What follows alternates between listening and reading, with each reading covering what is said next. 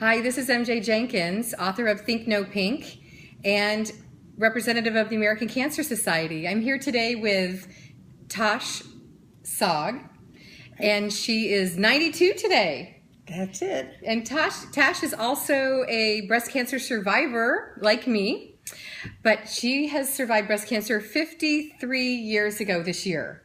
And that is how old I am. So in 1962, you had breast cancer. Yes. And it's probably very different than it is from today. Back then, it's probably very different how they treated breast cancer. They didn't have much treatment at all for it. It was surgery or no surgery. And I was lucky. I found my early when it could be treated. Very early. So early detection. Yes. And you mentioned 53 years ago, there wasn't too many choices. So No. What was your choice of treatment, your option? I don't think I had any. There was no chemo. Right. And it was either I guess my options were take off the whole breast or take off part of it and risk having it come back.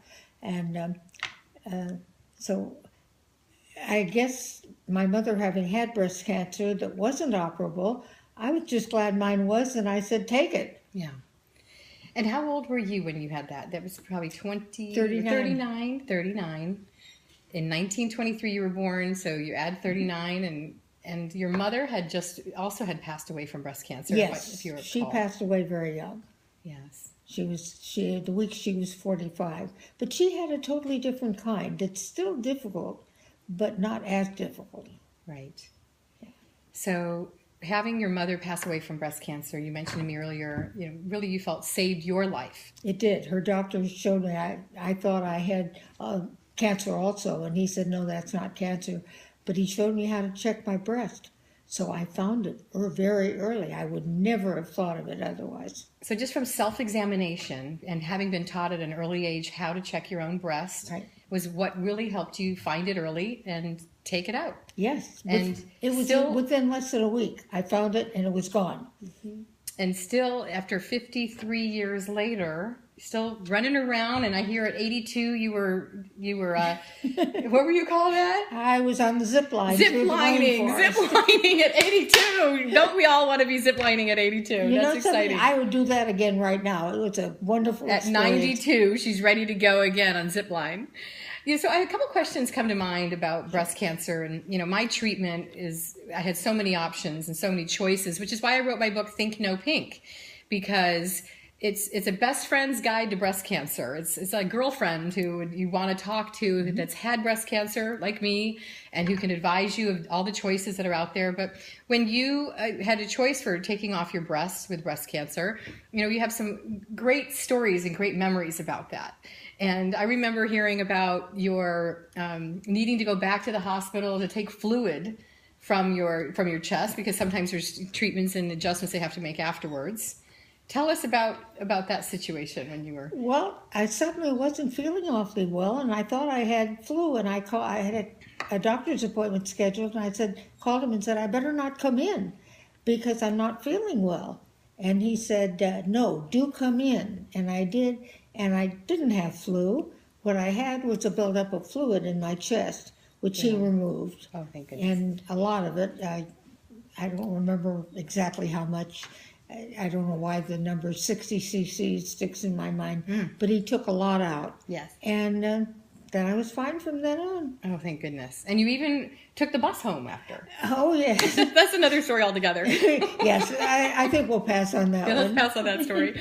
But what I really appreciate with you sharing your story about breast cancer is that it was, in a sense, hereditary. Your mother had just passed away at a very young age from breast cancer. Mm-hmm. You detected breast cancer at a very early age. What do you think about today's mentality? All through the decades, as the decades pass by, everyone has a new thought process of what causes cancer and how to avoid it. My new findings of breast cancer and avoiding it for the future is really what the American Cancer Society promotes as breast cancer prevention.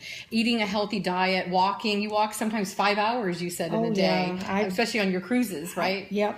And what about the diet? What would you contribute to breast cancer prevention if you had to give words of wisdom to women out there? It's not because of breast cancer that I have a healthy diet. It's because when I was a kid, we didn't have McDonald's on every corner.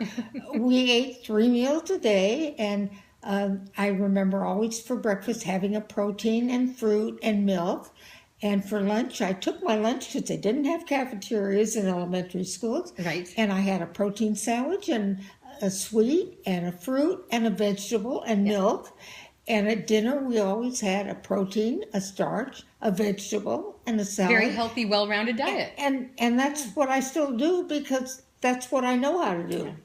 And I really think it has contributed to my getting to this point happily. Staying 53 years breast cancer survivor. I want you to be with me when we put on our beads of the number of years we've been surviving breast cancer at the Making Strides, American Cancer Society Making Strides Walk. I will be there. I didn't make it last year because I was on a cruise, but I know we don't have anything planned for this October, and I will definitely be there. Great. I'd like to be there with you.